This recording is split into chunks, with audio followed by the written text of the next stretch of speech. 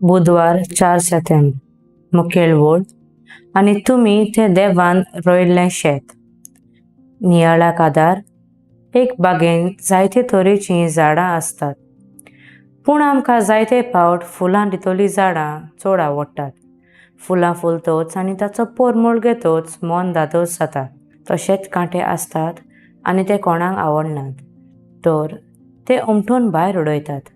जेन्ना एक शेतकामती शेत रोवंक फुडें सरता तेन्ना तो आपलें शेत निवळ करता, बी रोयता आनी कोणोस येतोच ताका बरें फळ दिता. देवान आमकां रचलीं तेन्ना एक सोबीत सुंदर बागेंत रचलीं आनी आमकां सगल्यांक बऱ्या गुणांनी रचल्यात. तशेंच आमकां एक कार्य दिलां, जेजूचें उतर सगळ्या रचनेक परगट करूंक.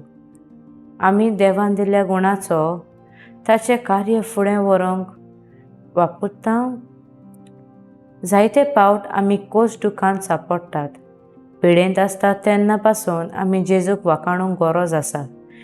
जेजू आमचे थंय भेदभाव करिना, पूण सगल्यांक एक सारको लेखता. आयच्या शुभ वर्तमानांत जेजू सिमावाचे सासूक बरी करता, तशेंच जेजू सबार लोकांक बरो करता.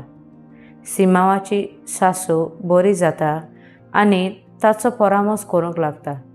ज्या परी जेजू सगल्यांक मोगान वेगयता, तशेंच आमी ताचें बरें उतर दुसऱ्यांक परगटुया. जेजूचो वावर सगळीं सांगातान फुडें व्हरुया, कित्याक एकामेका सांगाता केल्ल्या वावराक सदांच देव मुजोरी दिता. म्हजो थाराव बऱ्या करण्या वरवीं देवाचें उतर परगटूंक वावुरतली.